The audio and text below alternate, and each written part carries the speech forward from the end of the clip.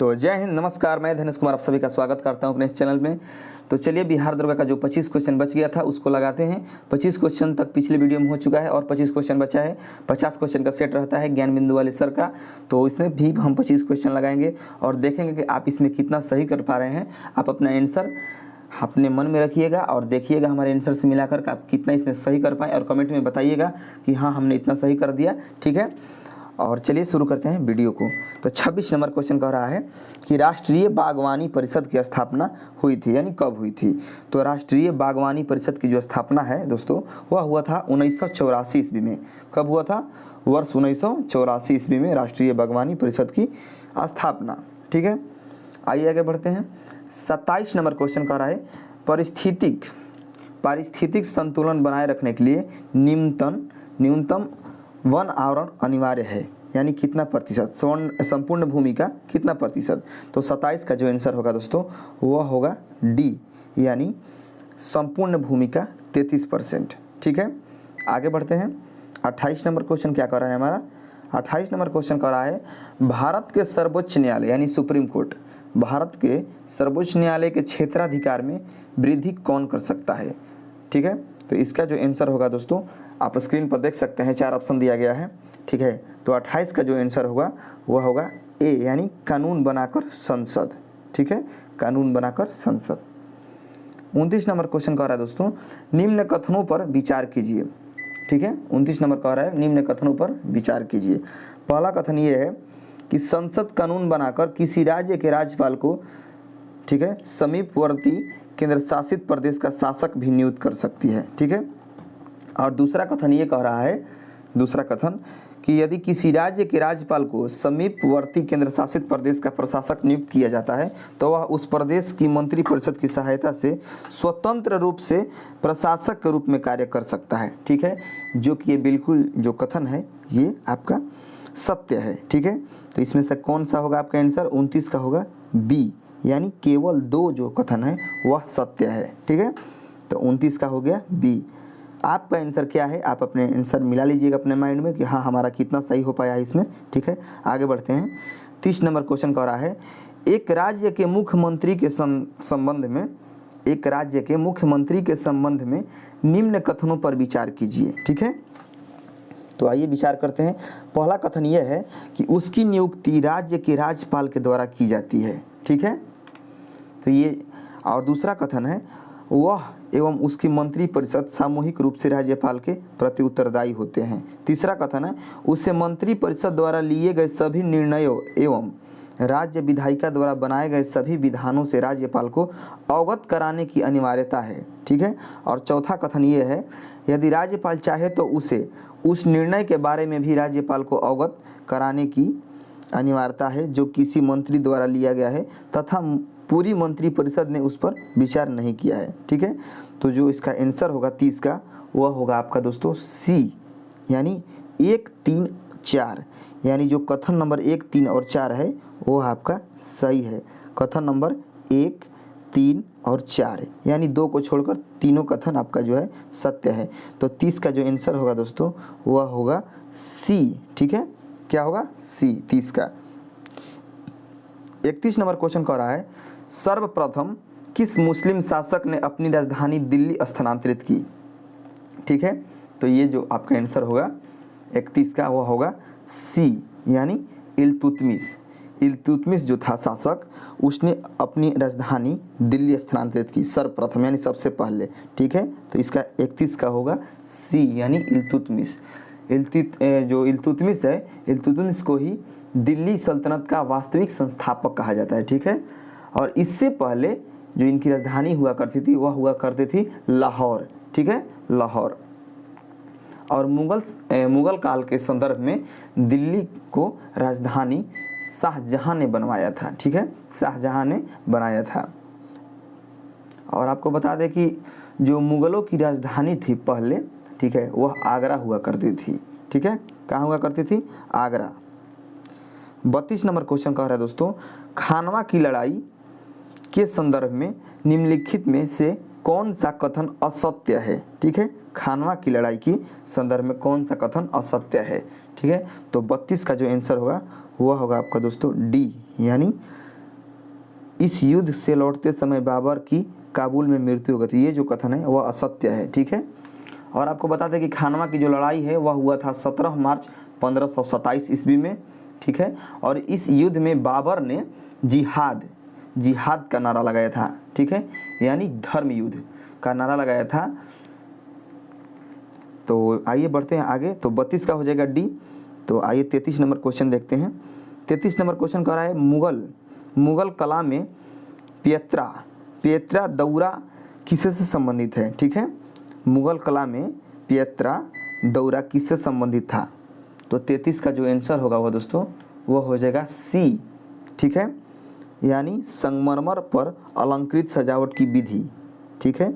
जो पियत्रा दौरा है वह संगमरमर पर अलंकृत जो सजावट की विधि थी उससे संबंधित है, ठीक है। और आपको बता दें जो पियत्रा दौरा है वह संगमरमर की सजावट की जाती थी और इस पर कीमती पत्थरों से कलाकारी की जाती थी। और इस शैली का जो सर्वप्रथम प्रयोग था वह इत्मा उत दौला, ठीक है, इत्मा उत दौला के मकबरे में पहली बार हुआ था और इसका निर्माण नूरजहाँ ने करवाया था, ठीक है, नूरजहाँ ने करवाई थी। और इनके पिता जो गियास बेग थे जिन्हें जहांगीर ने इत्मा उत दौला की उपाधि दिया था, ठीक है। 34 नंबर क्वेश्चन देखते आइए। 34 नंबर क्वेश्चन कह रहा है कि निम्नलिखित कथनों पर विचार कीजिए। पहला कथन ये है कि बालाघाट हीरे की खानों के लिए जाना जाता है और दूसरा कथन ये है कि मझगंवा मैग्नीज भंडारों के लिए जाना जाता है। तो ये बताना है कि इसमें से कौन सा कथन सही है।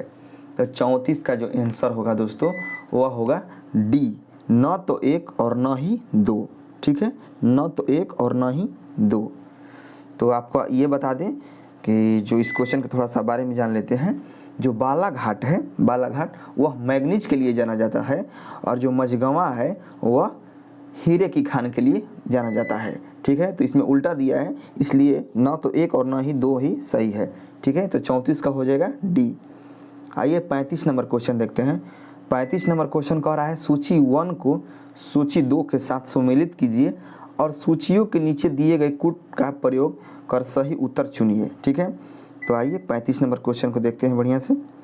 35 नंबर क्वेश्चन है दोस्तों सूची को 1 को सूची 2 से सम्मिलित करना है। तो 35 का जो आंसर होगा आपको बता दें पहले कि जो कोरबा है, कोरबा, ठीक है, ये है आपका छत्तीसगढ़ में, ठीक है। और कोरबा किस लिए प्रसिद्ध है, किस कंपनी है। तो आपको कोरबा को बता दें जो 35 का आंसर होगा वो होगा बी, ठीक है, यानी ए का होगा 2, यानी बाल्को जो कंपनी है वह कोरबा में अवस्थित है और कोरबा कहाँ है, छत्तीसगढ़ में। और बी जो है बी का होगा 4, यानी जो हिंडाल्को कंपनी है वह है आपका कहाँ पर, रेणुकूट में। कहाँ पर है, रेणुकूट में। जो हिंडाल्को है वह है आपका रेणुकूट में।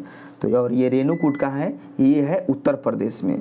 और हीराकुंड, ठीक है, जो हीराकुंड है वह है आपका उड़ीसा में, ठीक है।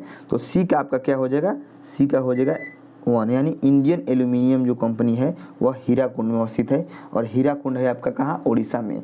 और आपको बता दें कि डी का जो होगा वह होगा 3, यानी नेशनल एल्यूमिनियम जो कंपनी है वह है कोरापुट में और कोरापुट जो है वो उड़ीसा में है, वो भी उड़ीसा में है। तो इस प्रकार आपका जो आंसर होगा वो हो जाएगा 35 का हो जाएगा बी, ठीक है। 35 का क्या होगा, बी, 2 4 1 3, ठीक है, 2 4 1 3। आइए 36 नंबर क्वेश्चन देखते हैं। 36 नंबर क्वेश्चन कह रहा है सेतु समुद्रम परियोजना में नौ परिवहन नहर की लंबाई कितनी है। सेतु समुद्रम परियोजना में नौ परिवहन नहर की लंबाई कितनी है। तो 36 का जो आंसर होगा आपका वह होगा बी, ठीक है, यानी 167 किलोमीटर, ठीक है। सेतु समुद्रम परियोजना में नौ परिवहन नहर की लंबाई जो है वह है 167 किलोमीटर। आगे बढ़ते हैं।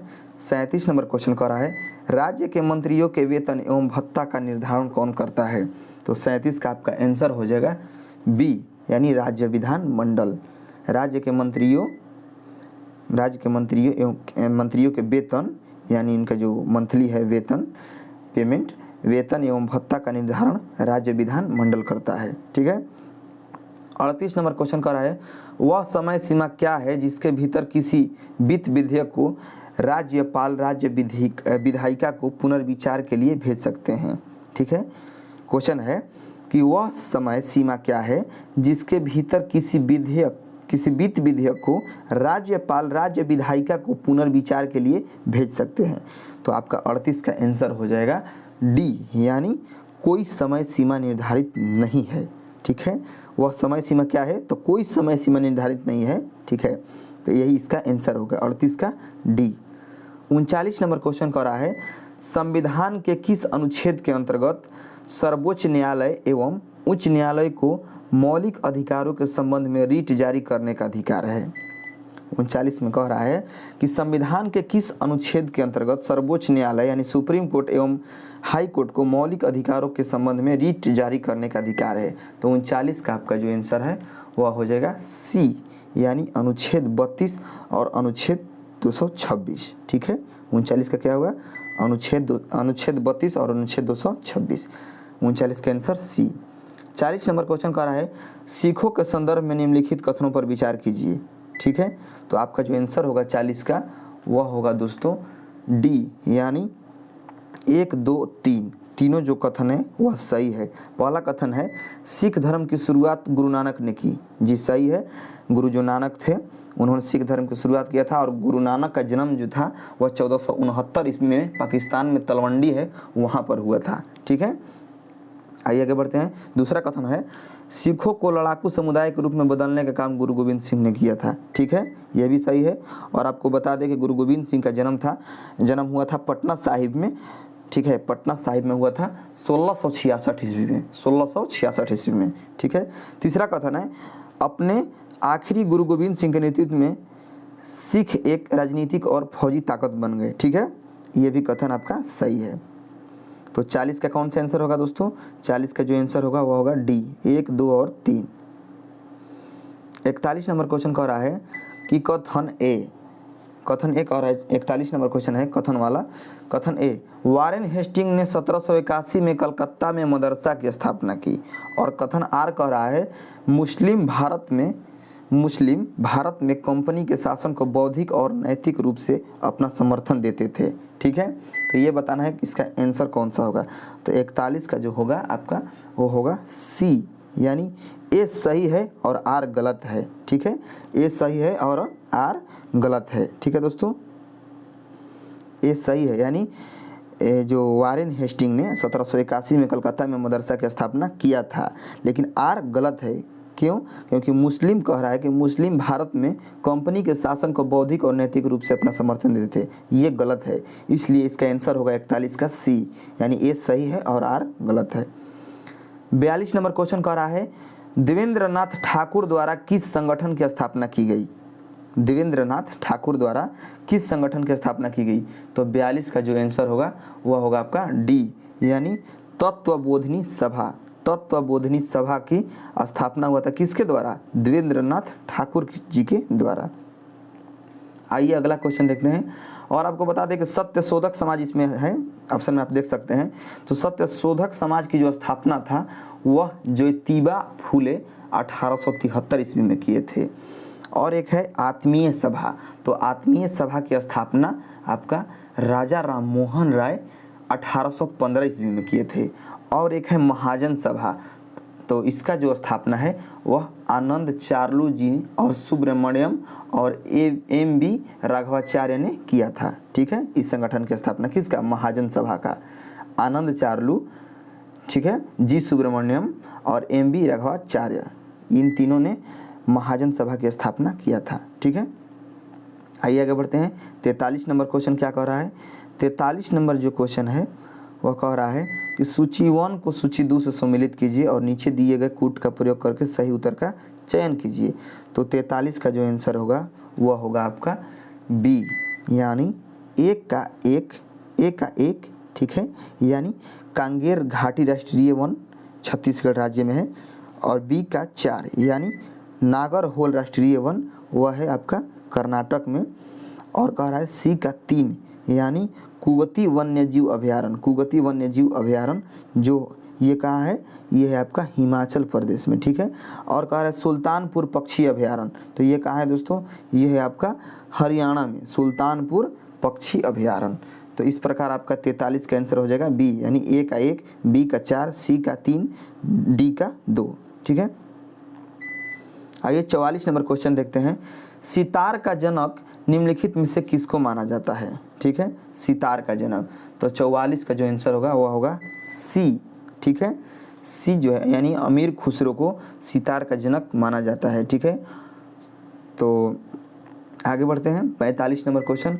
और आपको बता दें कि अमीर खुसरो जो था अकबर के दरबार में रहता था और उनके नवरत्नों में से ये एक था। ठीक है,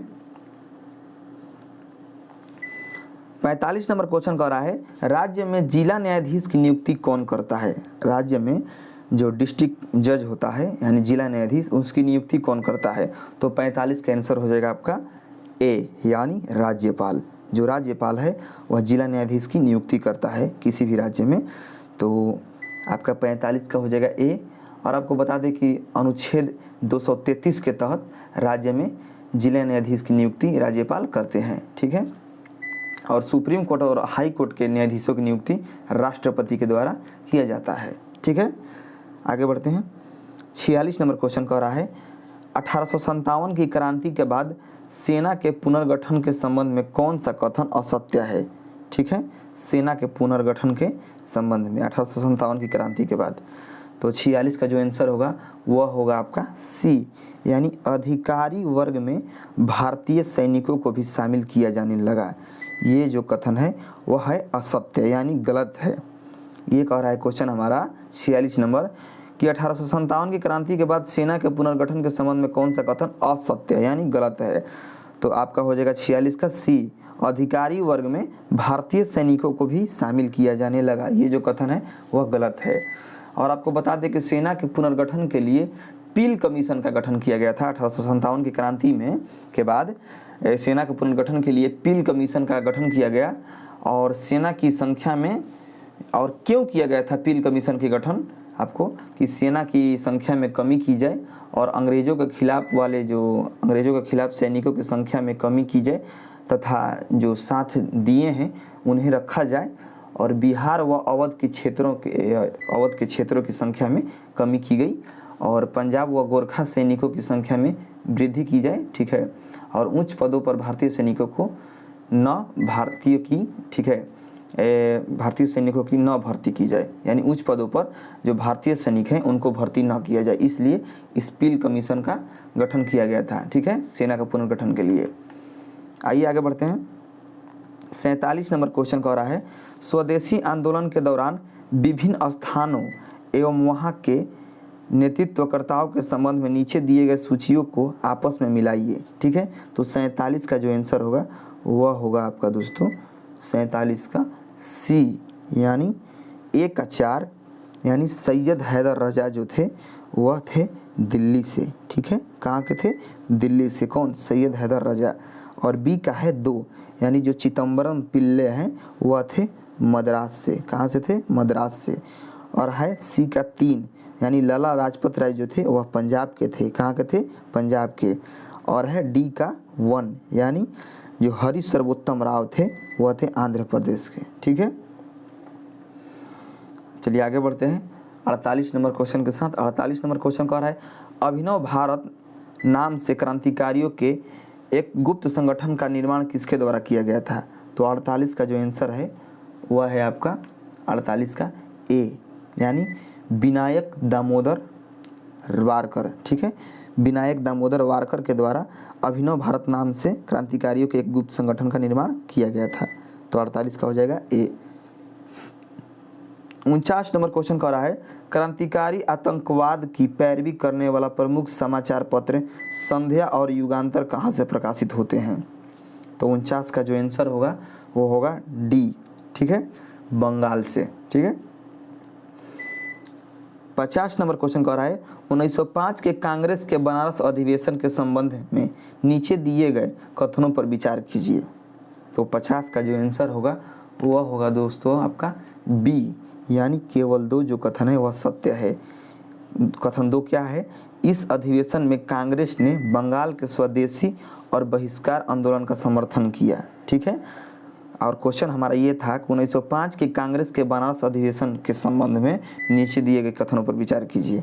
जो 1905 में कांग्रेस का बनारस अधिवेशन हुआ था, ठीक है, कांग्रेस का जो बनारस में अधिवेशन हुआ था उसके संबंध में ये कथन सही है कि इस अधिवेशन में कांग्रेस ने बंगाल के स्वदेशी और बहिष्कार आंदोलन का समर्थन किया था। तो जो कथन है वह 2 सही है, ठीक है, 2 नंबर जो कथन है सही है, बाकी ये दोनों गलत हैं, ठीक है। तो आपका हो जाएगा 50 का बी, ठीक है। तो इसमें हम 50 क्वेश्चन पूरा कर लिए हैं और फिर से एक नया सेट लेकर आएंगे हम 50 क्वेश्चन का, जिसमें 25-25 क्वेश्चन करके कराएंगे आपको 2 बार 2 वीडियो में। तो आपको अच्छे से अच्छे तैयारी करना है और हमारे इस क्वेश्चन को डेली लगाते रहना है और अपने तैयारी को बेहतर से बेहतर बना लेना है भाई। तो मिलते हैं अगले वीडियो में, तब तक के लिए जय हिंद।